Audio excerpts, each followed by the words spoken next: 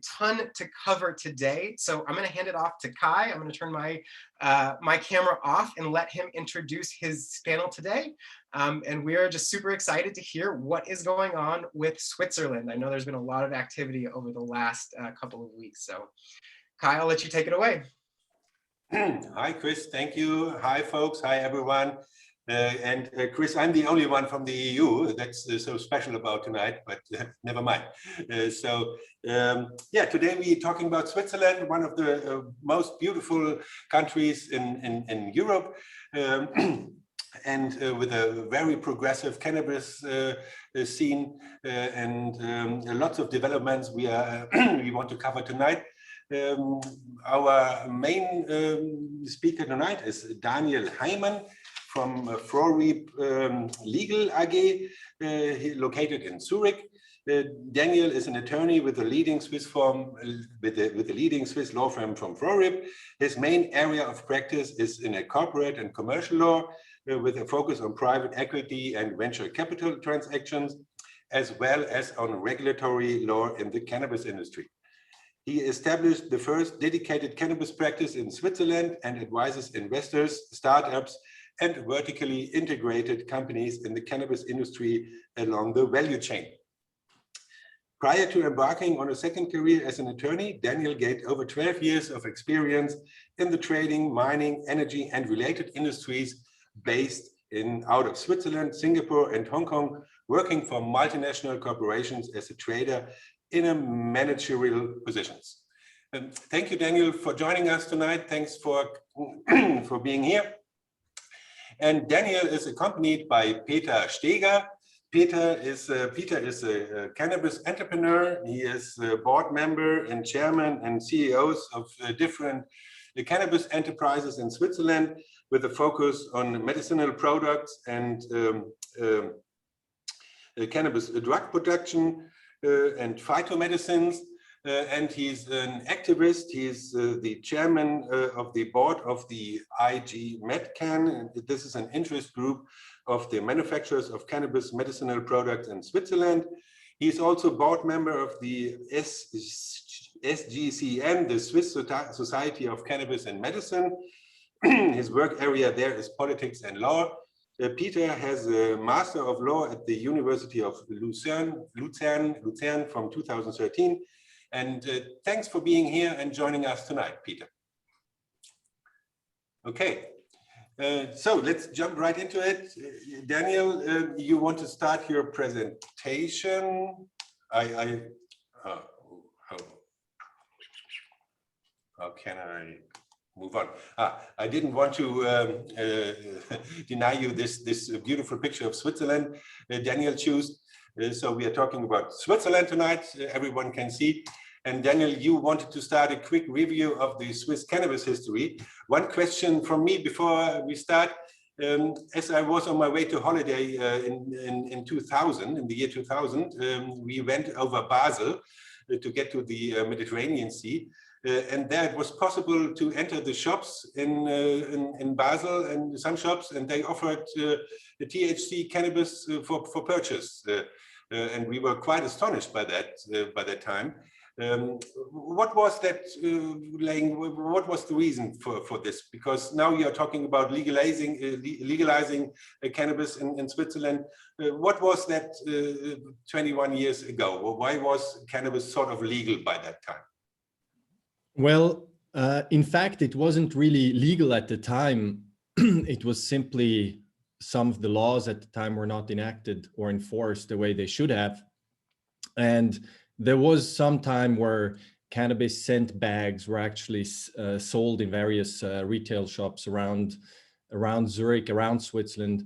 And I remember this very vividly when I was a teenager, but in fact, it wasn't legal. Let's perhaps start in 1924. This is where the first federal narcotics law was actually enacted in Switzerland. Okay, don't panic. I'm not going to speak for 15 minutes on history, but it's important to get a little bit of a framework of how we arrived at where we are today in Switzerland. This law was revised in 1951, where cannabis was classified as a controlled narcotic for the first time. And it's only in the 60s that young people began to take an interest in the substance, and it started to be perceived as a threat.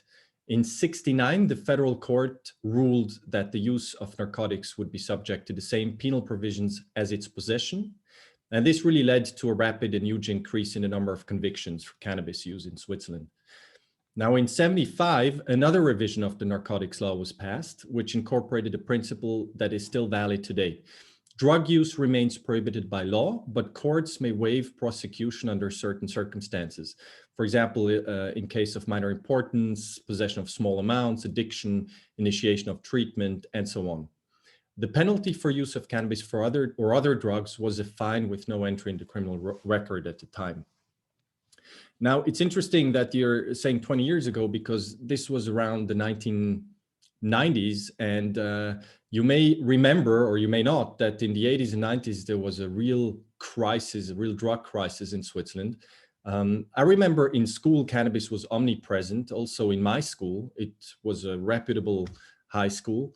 And still, I remember that scent from my entire youth. It was just omnipresent. However, the crisis really wasn't about cannabis. It was about the spread of heroin and the rise of intravenous drug use and the associated transmission of infectious diseases. The crisis reached its peak with the open drug scenes. You may remember Platzspitz and the Letten train station. There were thousands of drug-related deaths at the time due to overdose, suicide, AIDS, and this really marked this era of crisis in Switzerland. I remember you would pass this Platzspitz public park, and you would see people shoot up. It was quite a scary scene. And obviously in response, the local authorities, which is the cities and the cantons, and then even the federal government, developed a new drug policy, which included harm reduction. And this complemented prevention, treatment, and repression. And this was the beginning of a four-pillar policy in Switzerland for the drug policy. Measures were taken, such as the distribution of sterile syringes, the prescription of methadone, and later of heroin, and then the opening of supervised. That's also really interesting and Swiss specialty in a way, that there were supervised heroin dispensaries, and that this brought about the profound change and really made it possible to gradually bring down this disastrous social and health conditions at the time. Now, in the early 90s, there were various initiatives to legalize and regulate all drugs. This obviously failed. And it was only in 2008 when the Swiss parliament presented a new revision of the law, which, however, failed to relax the repression of drug use and also the cannabis market. And also at the same time, there was a popular initiative to legalize and regulate the cannabis market that failed as well. In 2011, there was a revision of the Narcotics Act, and that really decriminalized the use of cannabis. So the possession of a small amount of cannabis by an adult, 10 grams to be precise, was no longer punishable, and that's still applicable today. And also at the same time, and on the recommendation of the Swiss Society of Forensic Medicine, the federal authorities increased the upper limit that distinguishes hemp grown for legal purposes from illegal cannabis. And this upper limit is now 1% THC. And an unexpected side effect of this adjustment, pretty much since, I would say, summer 2016, has been the emergence of this new legal cannabis markets for products with a low content of THC, below 1%, but a high content, or not such a high content, of CBD. This really was popularized as the CBD market that we know today.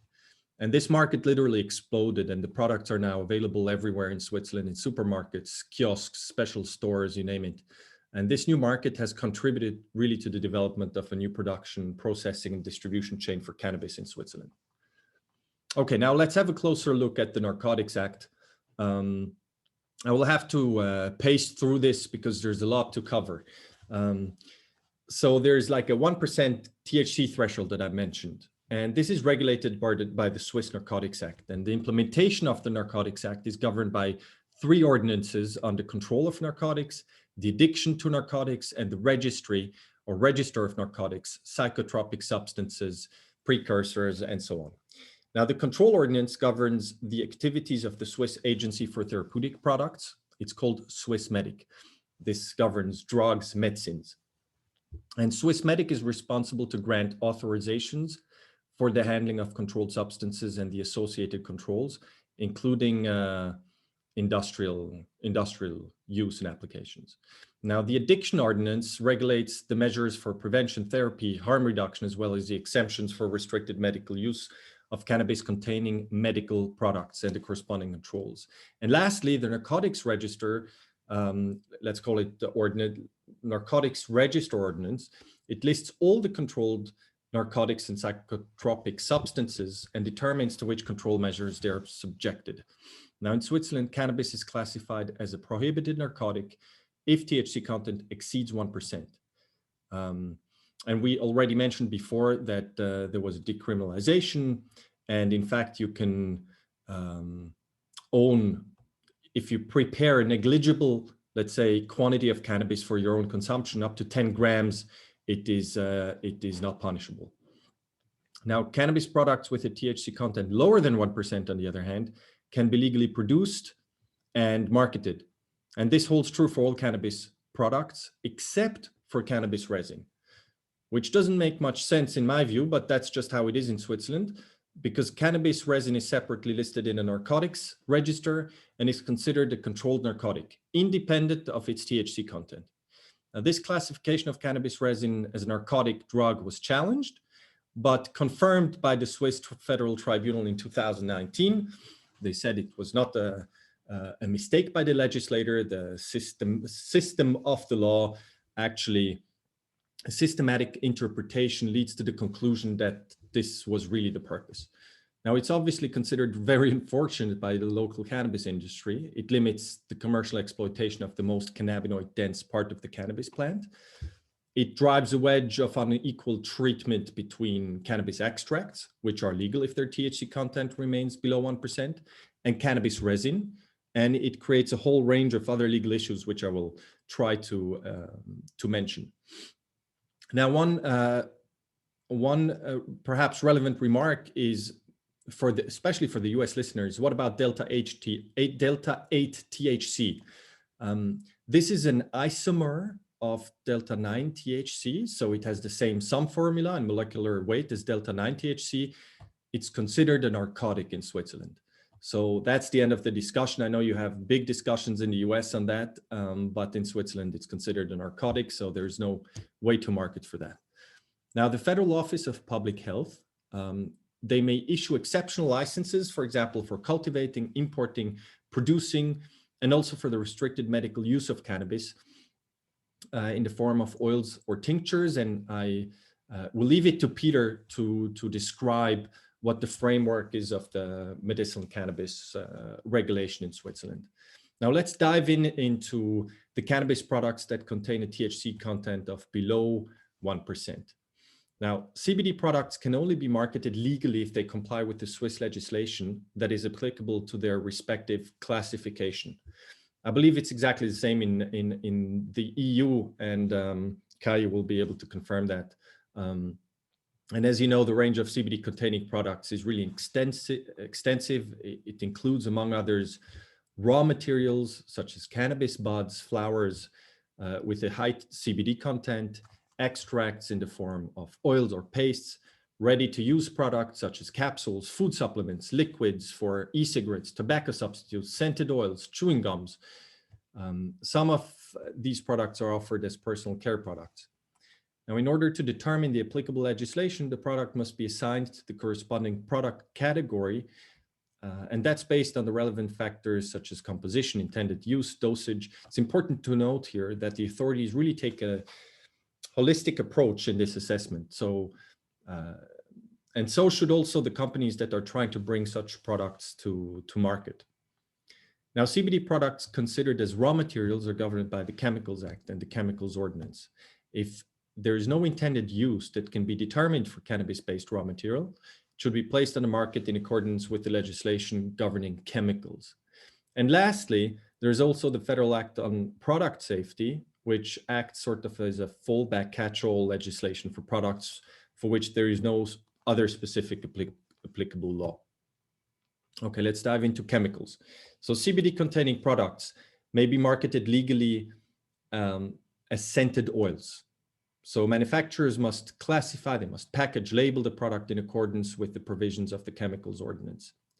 And they can do that only after they have assessed that the substances or preparations they intend to place in the market do not endanger human life, health, or the environment. However, if the presentation of the product indicates or suggests other uses that are covered by other legal provisions, which I will mention later, their marketability must be assessed according to these provisions. This may be the case, for example, if a scented oil is sold in a cartridge for e-cigarettes, in which case foodstuffs and utility articles legislation applies for the assessment of marketability. The same would apply, for example, if cannabis oils containing full spectrum hemp extracts would be labeled as having a specific nutritional value. So again, what's relevant here is really a holistic approach and assessment. And it's also important that companies who are trying to put their products to market avoid circumvention of these rules. Another thing to consider, for example, and which perhaps illustrates this holistic approach, is that the use of MCT oil, in itself, it's not considered reason enough to assume that a CBD full spectrum extract is a foodstuff. There has to be a combination of various things. And what the authorities also take into consideration, for example, is how the products are marketed on the websites and how they're labeled. Let's have a look at cosmetics. Cosmetics in Switzerland are part of foodstuffs legislation. And according to the Ordinance on Foodstuffs and Consumer Products, cosmetic products are broadly defined as, and I'm going to read, substances or preparations intended to come into external contact with certain parts of the human body, such as the skin, the hair system, the nails, the lips, or external intimate regions, or with the teeth and the mucous membranes of the oral cavity for the sole or predominant purpose of cleaning them, perfuming them, changing their appearance, protecting them, keeping them in good condition, or influencing body odor. That was a tentative translation that I did earlier. So the cosmetic products, they must be safe, and the safety of the individual ingredients must be documented in a safety report. Reference of any kind of disease curing, disease soothing, or disease preventing effects of cosmetics, so whatever medicinal or therapeutic properties there are, absolutely prohibited. And CBD has gained widespread popularity as an ingredient in cosmetic products in recent years here in Switzerland, and the use of synthetic CBD is not specifically regulated, can be used in the formulation of cosmetic products if the requirements set forth in the ordinances are met. So Swissmedic and the Federal Office of Public Health and so on, they issued an implementation guide, and as mentioned, they mentioned that synthetic cannabinoids are essentially okay, but naturally derived cannabinoids, in particular CBD, they can only be marketed if they are not stemming from the cannabis flower, which I believe is very problematic. It should be noted then that on 19 November 2020, the European Court of Justice concluded in its judgment, it's called the Cannavape case, that CBD extracted from the fruiting or flowering tops of the cannabis plant, and not only from the seeds and leaves, I quote, is not a drug within the meaning of the single convention. They also clarified, and I read again, since CBD does not contain a psychoactive ingredient in the current state of scientific knowledge, it would be contrary to the purpose and general spirit of the single convention to include it under the definition of drugs within the meaning of that convention as a cannabis extract. By the way, Switzerland is a part of the single convention, and following this definition that I've just read, in my view, it should absolutely be possible to use CBD derived from cannabis extracts that in turn derives from cannabis flower in cosmetics. However, there's no court ruling on this. There's no precedent so far. Perhaps also to be mentioned in this context is that the cosmetic ingredient database of the EU, not legally binding, not in the EU and not in Switzerland, but still gives an indication of what the ingredients could potentially be put in cosmetics. mentions or lists CBD specifically, also stemming from cannabis resin, and recently also added CBG in this list. Okay, so let's move to tobacco substitute, which are a very popular form of selling cannabis CBD products in Switzerland. If their THC content is less than 1%, they do not fall under the Narcotics Act, and they can be sold for smoking. So the tobacco substitutes, they're actually part of Swiss food legislation, and they're subject to the tobacco ordinance. And that is independent of the Swiss Federal Tribunal's decision that hemp containing CBD is not considered a tobacco substitute according to the Tobacco Tax Act, which is interesting and gives these products a certain tax advantage. Now, it is therefore lawful to sell tobacco substitutes containing CBD or other cannabinoids, obviously, as dried flower, buds, cigarettes, or cigars, for example.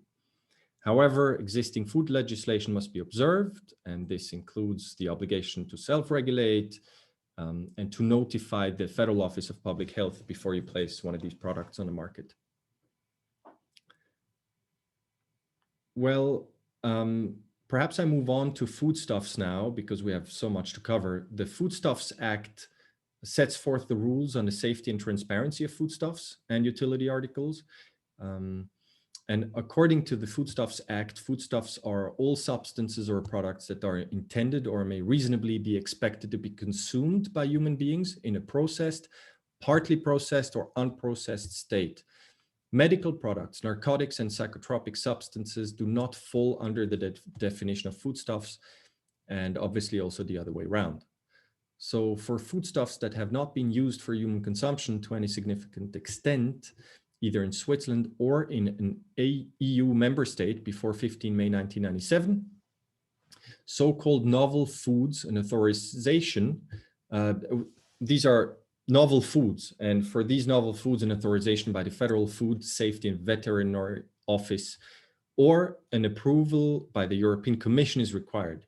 And this applies to extracts of cannabis sativa L that contain cannabinoids such as cannabidiol and food products enriched with extracts of cannabis or with cannabinoids such as CBD. So hemp seed oil with added CBD, for example, or food supplements with CBD. All these which are classified as novel foods, and they require an authorization.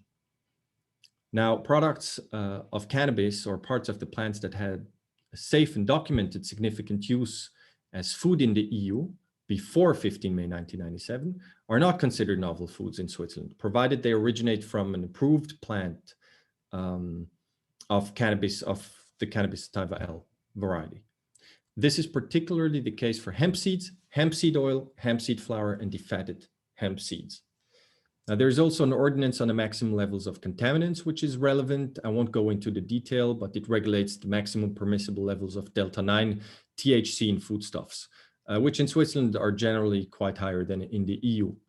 It is also important to note that all foods which, in accordance with the novel food regulations, may be placed on the market in the EU are fundamentally also marketable in Switzerland.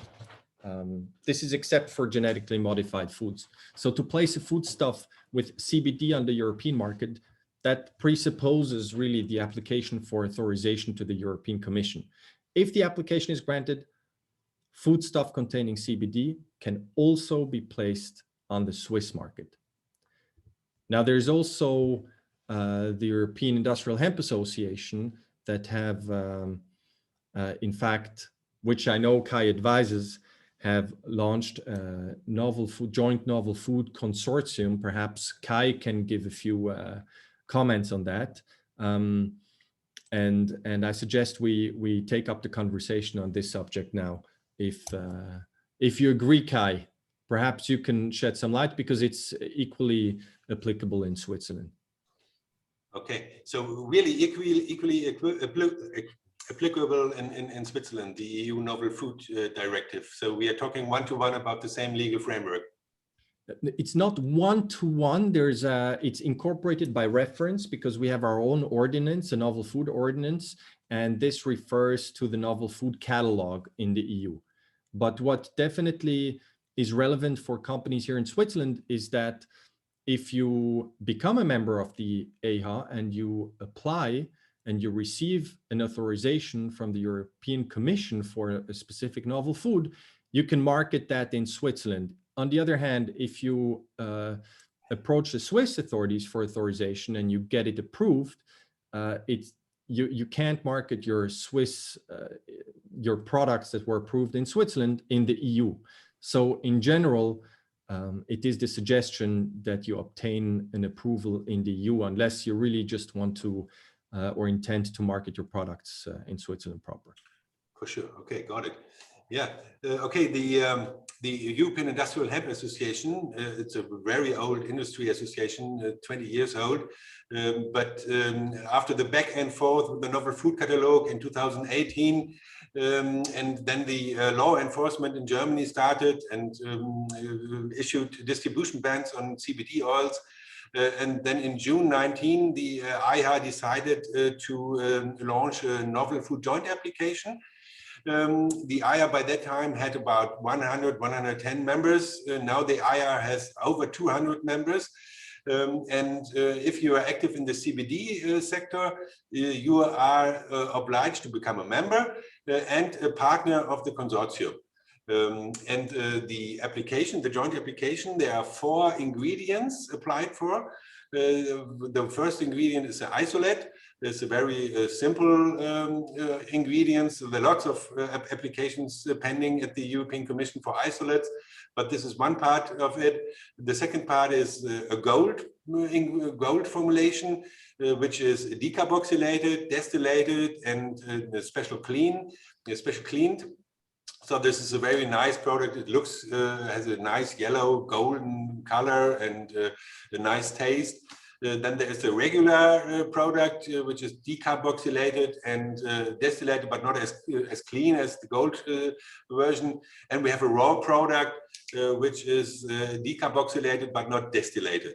And these are the 4 product formulations. The EIHA is spending 3 to 3.5 million euros for toxicological studies to prove the safety of CBD and especially also THC, because the whole European Union is battling with really strict THC thresholds.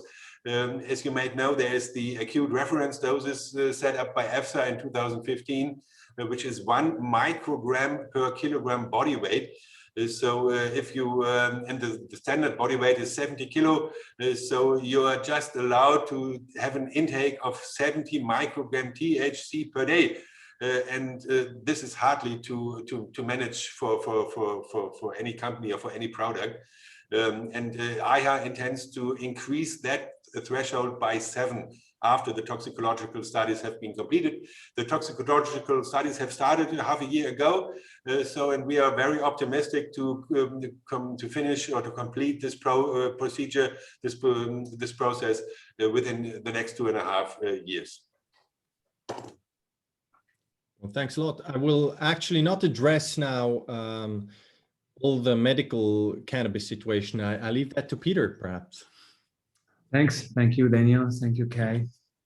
I just want to make a remark. We have made such toxicological research and it looks good. So in Switzerland with university, we have done that. So I think you will reach your goal of increasing the bar there. So hi to everyone. Sorry, my name is Peter Steger. So I talk tonight with the head of a member of the Swiss Society of Cannabis and Medicine. This is a newly founded organization, actually on the suggestion of the BAG, it's the Federal Office of Health of Switzerland. We are more or less the counselor on several points, especially we are doing guidelines now that are actually having the spectrum of what we have in experience the last 10 years here in Switzerland. Since 10 years, we have the possibility to give THC containing, so THC over 1% containing medicine on prescription, of course, with a special exemption of the Swiss Federal Office of Health to the patients. We have around 3,000 patients at the moment that have authorization. As the BAG, so I call it BAG, it's a Federal Office of Health in Swiss German, BAG, estimates we have around between 80 and 110,000 patients that are taking cannabis for medical reasons, but not actually on the legal market. So what happens? Why are we talking now of a change in the law? First of all, of course, the BAG is aware of the situation that a lot of people take cannabis for medical reasons, and that is unlegal. And they actually have this process of giving exemptions, but an exemption is not an exemption if you give it for hundred thousands of people. So they just have the number of around 3,000.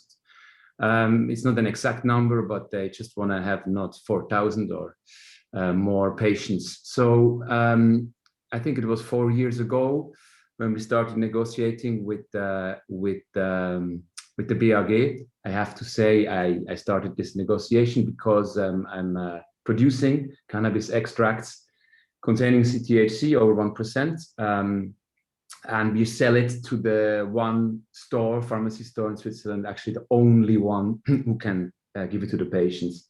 There is a second one, now a third one, but at the time it was the only one. So they called us to a meeting, and they told us now they have a big problem. They have too many authorized patients. They lose the mark of an exemption. So, and they have two ways to go. They can stop it completely, or they can open up. We said, if you stop it completely, there will be a lots of feedback of the public, not a positive one.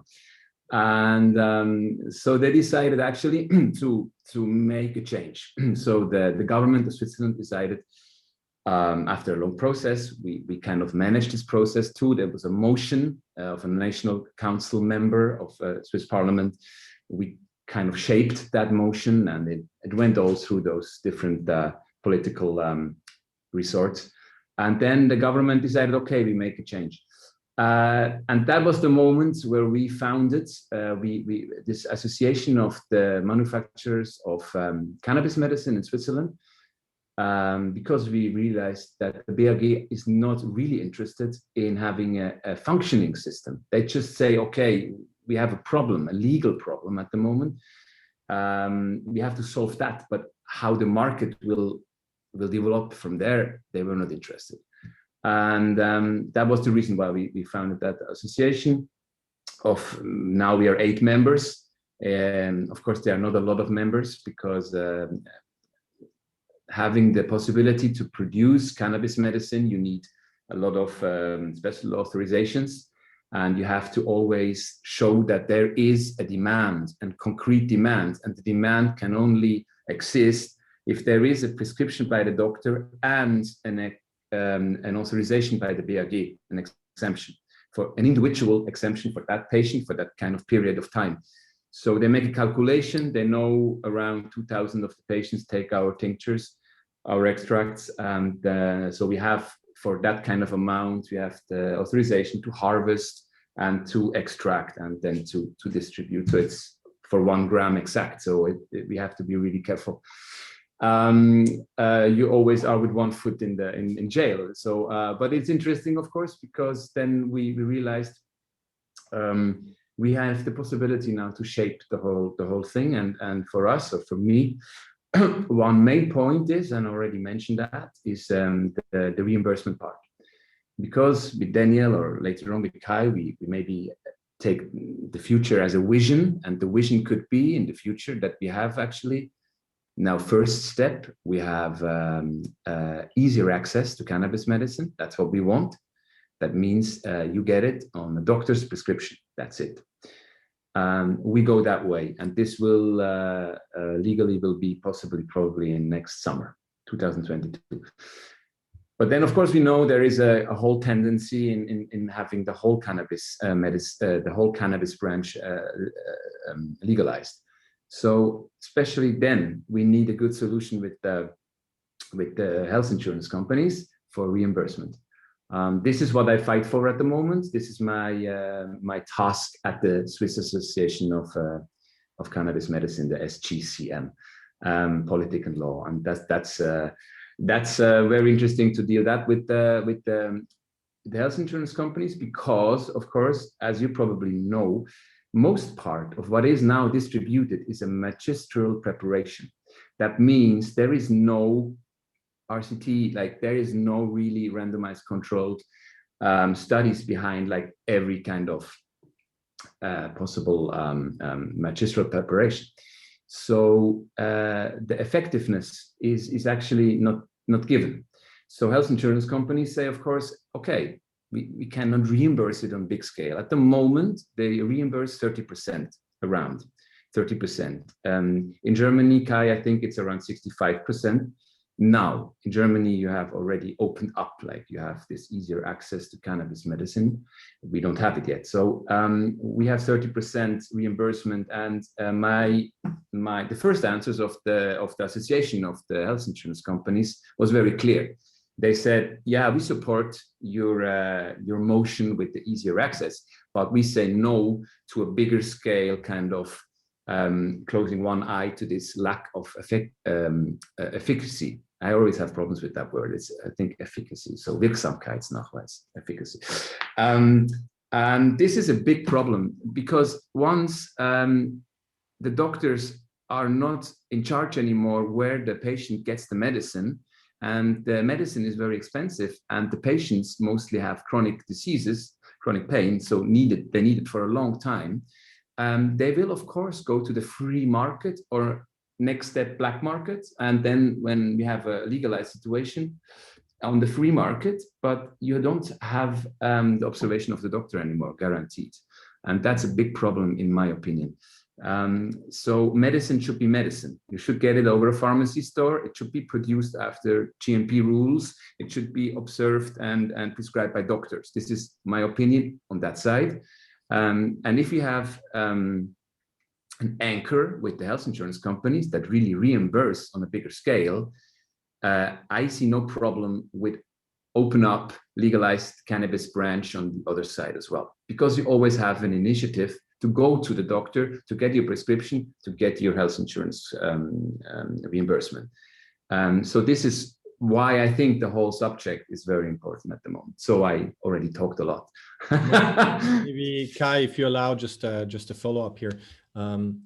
Thanks. Just one question. The change to the Narcotics Act, right? It entails, on the one hand, easier access, which means that every doctor will be able to prescribe medical cannabis. And it also entails that cannabis medicine will be opened up for exports, right? Yeah, this is a stupid situation at the moment. We fought against that. We had very good supporters,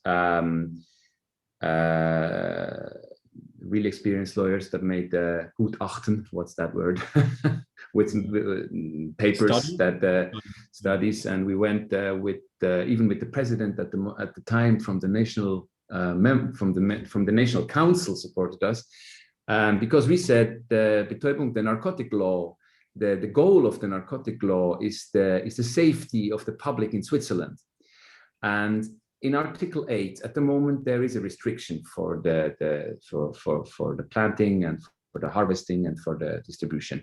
We have a restricted market, and the BAG argumented that when we export to a country like Germany, where there is actually easy access, so no restriction anymore, it violates Article 8 of our narcotic law, which, in my opinion, is not correct. But we lost that case. So now, when Article 8 changes, of course, we can also export. So which is great for the industry, obviously.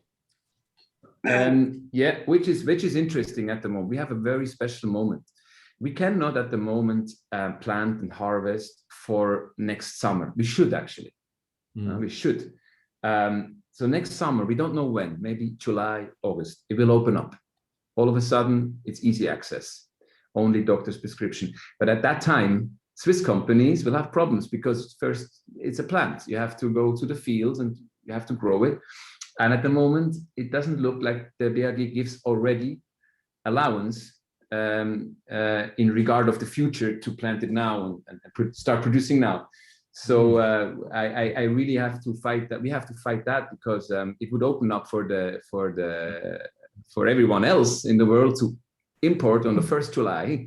And for us, we have a problem. So, but yes, Peter, maybe if I may here, what is relevant is also to consider that indoor production is also a possibility for the production of medical cannabis for exports. So the whole medical cannabis program in Switzerland will not have it will not be conditional upon soil-bound production such as greenhouses or production or outdoor production, which could dramatically, that's correct.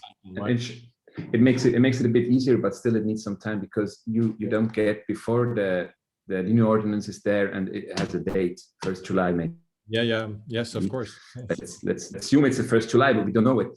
And then you have to start, and at the same problem is if you want to export, you have to, with the BfArM, with the German Arzneimittelbehörde, and with the Cannabis Agentur, you have to deal actually. And because we have at the moment still the situation of the complete restriction, you cannot even start your import, like first phase in Germany. So this is, I'm just honest, this is a bit of a disadvantage at the moment for us. Yeah. Okay, but at least it's a time-limited disadvantage. Okay, so in the grand scheme of things, I think we're in good shape if we can start to export, and I think Swiss quality will be very much appreciated over in Germany. Kai, you agree? Yeah, sure, for sure. And will imports be allowed to Switzerland from Canada and Netherlands and all these players which have been on the scene for years? Yeah. It's already now quite easy, actually. Yeah. Importers have a possibility to get their products into the country, but it's very hard because of the bottleneck. There is just actually one pharmacy store who does it, so you have to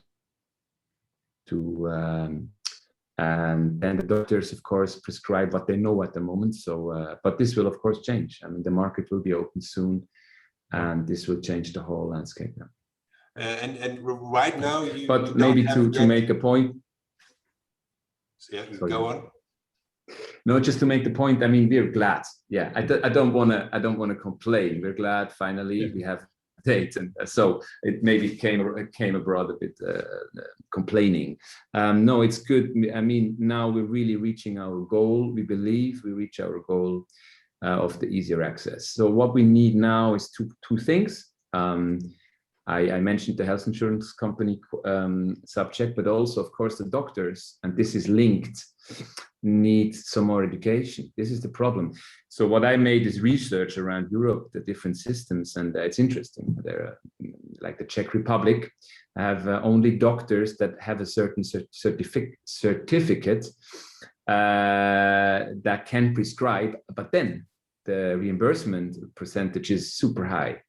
And this was an idea we had also, but then of course our association, the SGCM, is full of doctors and scientists. So they are keen that now it will be possible for all the doctors. And the industry seems to be keen on that too. So it is possible for every doctor to prescribe. But that gives problems because health insurance companies will look and say, and what gives this doctor the experience to prescribe that? So of course we need more education. So this is the other part, and that's what we do now with the SGCM, these guidelines. So in those guidelines you have epilepsy or something, and then there is a description how to prescribe, and the BAG, Federal Office of Health, is the one who will publish it. So we hope this has some impact. So if a doctor prescribes within this kind of indications of the guideline, so the health insurance companies will be likely to say yes to the reimbursement. And if you prescribe something outside of this box of the guideline, they probably won't. This I hope, but we don't know. There is nothing decided yet. And we have big problems with that. Okay, one legal technical question. Has Switzerland provided all necessary requirements according to international law, according to the Single Convention? Is this an official federal cannabis medical cannabis program under federal control? Do you have a cannabis agency which complies with all the regulations from the Single Convention for import, for export, and stuff like that? Yeah, at the moment we have a situation when you ask two kids who was it or who should do it, and both kids show to one another. So at the moment, because it is under the narcotic law and the situation we have, the whole matter is at the BAG, but this is not actually is not the authority for the medicine. So Swissmedic, as Daniel told, is the authority where it moves to. So at the moment, for this cannabis agency, they say, yeah, we will have it, and probably at the Swissmedic, but it's not. It's complicated at the moment. Swissmedic doesn't really get into the discussion. They wait until the law change, they say, and then everything should function. And I'm a bit afraid that we will have this kind of problems. But BfArM, for example, said yes. They think Swissmedic will be this That's why I'm asking, because we know that from BfArM from Germany, they are very strict. They always looking for that the partner countries are 100% compliant with the Single Convention, and they need to have this cannabis agency and this official federal medical cannabis program. Okay, I think we have two other topics to cover: the recreational and hemp. Daniel, you want to add something to the recreational developments in Switzerland? Well, actually, yeah. Perhaps one thing I would like to mention is that on the 31st of March in this year, the Federal Council adopted the ordinance on pilot trials as per the Narcotics Act. And this sets a very detailed framework for the dispensing of cannabis products and for non-medical use. So actually really for opening up or doing tests on recreational cannabis. And then on the 15th of May this month, actually, an amendment to the Narcotics Act came into effect. And this allows pilot testing of the controlled dispensing for the recreational purposes. So from this point onwards, the Federal Office of Public Health is open for business, apparently, and is accepting applications to conduct such trials. Perhaps I can give you some background what the trials contain. I think it's actually a great thing that we do have these trials. Unfortunately, there's a few elements to the trials that I think are a bit detached from reality. Maybe I can address those first. For example, the fact that the cannabis produced for these trials have to be come from soil-bound production. So either from greenhouses or from outdoor production, which is a bit out of sync of what most black market cannabis consumers are used to, which is all indoor production, which not necessarily, but at least by default, I would say is a bit more potent in terms of the THC content and so on. And the other is that the production has to be in line with the bio ordinance. So it has to be bioproduction. And that means that also feminized seeds can't be used. And there's just a few issues here that unfortunately the lawmakers, when they enacted or drafted this law, didn't really consider, that now have certain consequences. So the pilot trials are limited in time, up to 10 years maximum 5,000 participants. Then regarding the product quality, the THC content may not exceed 20%. That's another example of something that's a bit, detached from reality in my view, because it's a living plant and it's not so easy to really limit. If the sun really shines the whole year and you have outdoor production, may be much higher, it may be lower. Sounds a bit random, the 20%, but in any case, what's interesting is that it also allows for products for oral intake, and the THC content may not exceed 10 milligrams per serving. So in any case, the contaminants ordinance with regard to foodstuffs and so on was muted essentially for the purpose of these trials. The products must abide by a whole set of safe packaging, labeling requirements. Advertising for cannabis products remains prohibited. You're only allowed to include adults in these trials, obviously. The maximum amount of dispensed cannabis per participant per month may not exceed 10 grams of total THC, only THC, which is actually quite a lot.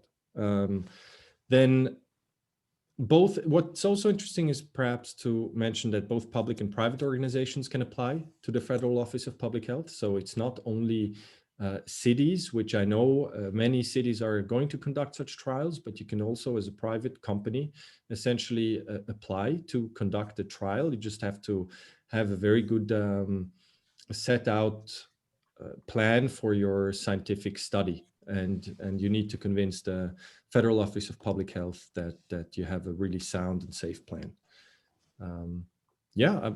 I think these cannabis trials really are relatively limited in presenting players with commercial opportunities, to be honest.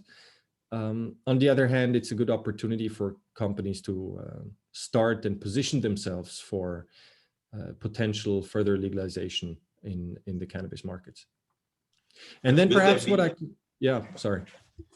there be potential for US, for foreign companies to get a foothold in the THC recreational cannabis market in Switzerland? Or is it all domestically? It will be all domestically. And I believe you're required, it's something that I still have to figure out myself. I think you will require to have a Swiss entity actually apply for the conducting such trial. But if you're a US company, you want to come to Switzerland, you can do it if you just open up a subsidiary, for example, and you put together a really sound scientific research plan. Then yes, I would say. Okay. And then there's also perhaps something just to mention. There's a parliamentary initiative of Siegenthaler, which is a member of the Swiss National Council. They filed it, was signed by 40 members of the Swiss National Council.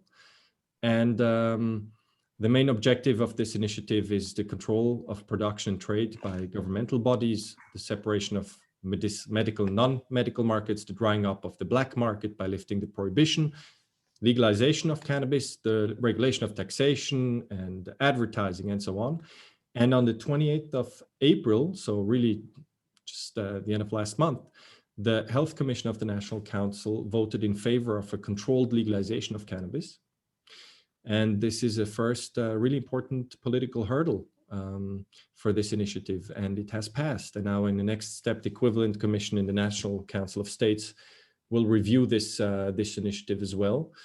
And if that goes through as well, then really the path is open to potential full legalization of recreational cannabis in Switzerland. So, and then the results of the pilot project are not of any relevance anymore then? Or? Well, there is a little bit of a concern of pro-cannabis legalization parties here, that the whole cannabis trial was a bit of a fig leaf to try and gather, under the pretext of gathering data, that the whole further liberalization efforts will be unnecessarily delayed.